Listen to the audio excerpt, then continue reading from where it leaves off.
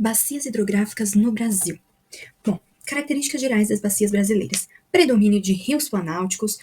O que isso significa? Bom, primeiramente, vamos ter em mente que fica uma redundância, né? Mas enfim. Primeiramente, vamos pensar um pouquinho em rios de planalto e rios de planície. Qual a diferença de um para o outro? Rios de planalto são mais adequados para a instalação de usinas hidrelétricas, porque os desníveis promovem maior vazão. Já os rios de planície são muito bons para navegação. Então, se a gente tem um predomínio de rios planáuticos, a gente tem no Brasil uma elevada capacidade para geração de energia hidrelétrica. Porém, há um subaproveitamento desses rios, eles são mal aproveitados ou subaproveitados. Predomínio de foz em estuário. Foz em estuário é a foz aberta. Principais rios com foz em delta. Tem uns rios com foz em delta também, mas o predomínio de foz em estuário, foz aberta. Então, em delta, Parnaíba, Acaraú, Piranhas, Jequitinhonha, São Francisco e Paraíba do Sul. Predomínio do regime pluvial tropical com cheias no verão. O que é um regime? Regime é a forma como um rio é alimentado. A forma como um rio é alimentado é o regime. E se eu tenho um regime pluvial tropical, então este rio ele vai ser alimentado, abastecido pela água da chuva pluvial, com cheias no verão, estação de maior pluviosidade, e estiagens no inverno. O que é uma estiagem? É uma seca. Predomínio de rios perenes. Rios perenes são aqueles rios que têm água para sempre. Também existem aqui no Brasil rios temporários ou intermitentes, que são aqueles rios que secam no período de seca, mas o que predomina são aqueles rios que têm água para sempre, que são os rios perenes. Predomínio das bacias com drenagem exorreica. O que é uma drenagem exorreica? São aqueles rios que desaguam no mar. Exorreica, o rio corre para o mar. Endorreica, dentro do continente. E a reica começa e termina no continente.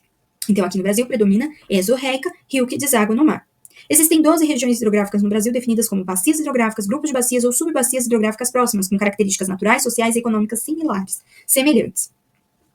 A dinâmica da água no território brasileiro. As principais entradas correspondem às chuvas sobre todo o território e as vazões procedentes de outros países na bacia amazônica. Bom, vamos para as regiões hidrográficas. As bacias, brasileiras. Então, a região hidrográfica amazônica caracteriza-se por um regime complexo, foz mista e drenagem exorreica. Foz mista quer dizer que tem foz em delta e foz em estuário. Drenagem exorreica, o rio corre para o mar. Eixo principal, o rio Amazonas, que percorre o relevo de planície, mas tem afluentes em áreas planáuticas. Maior região hidrográfica e vazão fluvial do mundo. Principais rios, Amazonas, Xingu, Solimões, Madeira e Negro. São 5, Amazonas, Xingu, Solimões, Madeira e Negro. Tem uma elevada precipitação, então chove bastante. Concentra 81% da disponibilidade de águas superficiais do Brasil. Apesar do elevado potencial hidroenergético, é pouco aproveitado. Quais as principais usinas? A de Giral, a de Santo Antônio, que é a Rio Madeira, a Balbina, a de Teles Pires, e tem um destaque especial para a usina hidrelétrica de Belo Monte. A usina hidrelétrica de Belo Monte é localizada no rio Xingu. A Belo Monte se firma como a maior hidrelétrica 100% brasileira. Maior hidrelétrica 100% brasileira é a de Belo Monte. Foi concebida a fio d'água, uma tecnologia moderna que respeita o meio ambiente e as comunidades do entorno. A região hidrográfica do São Francisco abrange Bahia, Minas, Pernambuco, Alagoas, Sergipe, Goiás e Distrito Federal. Períodos de prolongadas estiagens, tem uma precipitação abaixo da média nacional, baixo aproveitamento dos afluentes. O eixo principal é o Rio São Francisco, porque é a região hidrográfica do São Francisco. Tem um elevado potencial hidrelétrico, mas tem um baixo aproveitamento para navegação. Região hidrográfica Tocantins-Araguaia. Bom, Tocantins-Araguaia, Goiás, Tocantins, Pará, Maranhão e Mato Grosso e o Distrito Federal. Destaca-se a usina hidrelétrica de Tucuruí, que é a segunda maior usina hidrelétrica 100% brasileira. Então, primeiro, de usina hidrelétrica, classificação 100% brasileira, vem a Belo Monte, depois, em Tocantins-Araguaia, de Tucuruí. Destaques para turismo ecológico, praia fluvial. Região hidrográfica do Paraná. Região hidrográfica Paraná. Localizada na região mais populosa e de maior desenvolvimento econômico do Brasil. São Paulo, Paraná, Mato Grosso do Sul, Minas Gerais, Goiás e Santa Catarina e o Distrito Federal. Um regime com cheias entre dezembro e março e estiagem seca entre junho e setembro. Apresenta o maior aproveitamento do potencial hidráulico disponível do país. Eixo principal é o Rio Paraná, formado pela confluência do Rio Grande com o Paranaíba. Afluentes principais, Tietê, Paranapanema e Iguaçu. Agora, região hidrográfica Paraguai. Abrange Mato Grosso e Mato Grosso do Sul. Eixo principal no Rio Paraguai, nasce na Serra dos Parecis, no Mato Grosso. Apresenta-se bastante meândrico, sinuoso e com muitos trechos onde se formam bancos de areia, que dificultam a sua navegabilidade por navios de grande calado, que têm um casco profundo, reduzindo assim o seu potencial de transporte de embarcações com grande volume. Região hidrográfica do Uruguai. Abrange Rio Grande do Sul e Santa Catarina. Eixo principal é o Rio Uruguai, que se origina, forma-se, né, da confluência, da junção dos rios Pelota e do Peixe. Serve de fronteira entre Brasil, Argentina e Uruguai. Na direção sul, divide a Argentina e Uruguai, passando a ser chamado de Rio da Prata. Foz em estuário, ou seja, é aquela foz aberta. Regime, a forma como o rio é alimentado, abastecido. Regime subtropical, com chuvas distribuídas ao longo de todo o ano, mas com uma concentração média maior no inverno, maio a setembro. Destaca-se pelas atividades agroindustriais desenvolvidas e grande potencial hidrelétrico. Exercícios. Sobre a bacia do Paraná. Quais afirmações estão corretas? Bom, então atente-se porque é a bacia do Paraná. 0. É uma bacia típica de Planalto, situada no Planalto Meridional, atual Planalto dos Chapados da bacia do Rio Paraná. Vamos pensar um pouquinho. A bacia hidrográfica do Paraná, lembra que ela apresenta um potencial hidráulico muito bom. Lembra que os rios de Planalto são mais adequados para a instalação de usinas hidrelétricas, porque os desníveis promovem maior vazão? Então, e o rio de planície é muito bom para navegação. Se o Paraná é bom para potencial hidráulico, tem usina hidrelétrica, então é uma bacia típica de Planalto, situada no Planalto Meridional.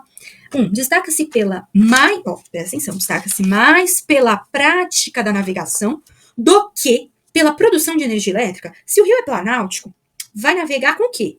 Navegação é típica de rio de planície.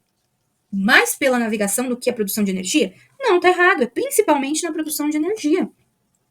Principalmente na produção de energia. Então, tá falsa.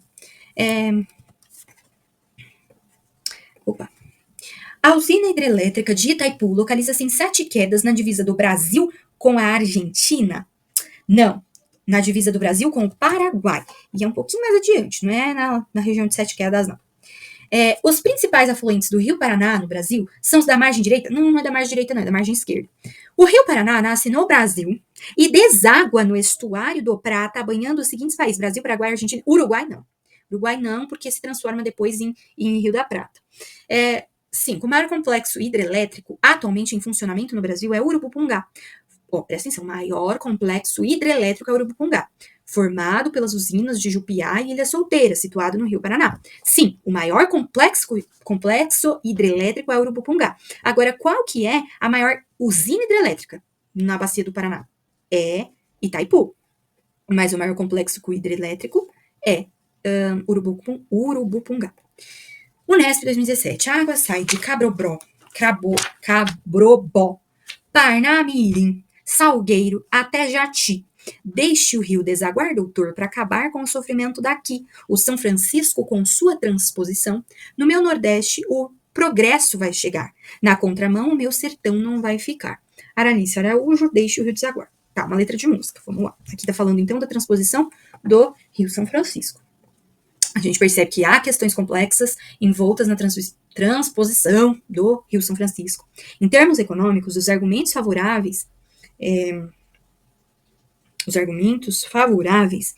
estão centrados fundamentalmente na dinamização econômica das regiões que serão beneficiadas com a transposição, especialmente na atividade agrícola. Entre as diversas críticas a esse projeto, destaca-se a especulação fundiária nas proximidades dos canais de irrigação, o que pode agravar os conflitos fundiários e a concentração de terra em uma região marcada por latifúndios. Outra questão relevante, gente, é a diminuição no volume de água nas hidrelétricas instaladas no médio e baixo vale do Rio São Francisco, como Paulo Afonso, Itaparica e Xingó. Vamos para o texto 2, então. Os vazanteiros, que fazem horticultura no leito dos rios, que perdem fluxo durante o ano, serão os primeiros a serem totalmente prejudicados. Mas os técnicos, insensíveis, dirão com um enfado: a cultura de vazante já era, postergando a realocação dos heróis que abastecem as feiras dos sertões. A eles se devem conceder a prioridade em relação aos espaços irrigáveis a serem implantados com a transposição. De imediato, porém, serão os proprietários, absenteístas, da beira alta e colinas sertanejas que terão água disponível para o gado, o que agregará ainda mais valor às suas terras. Aziza Psávere, a quem serve a transposição das águas do São Francisco. As perspectivas expressas nos textos 1 e 2 podem ser associadas, respectivamente, aos seguintes impactos ambientais provenientes da transposição do São Francisco: a dinamização da economia regional e especulação imobiliária em áreas agricultáveis. Perfeito. É essa daí. Dinamização da economia regional e especulação imobiliária em áreas agricultáveis.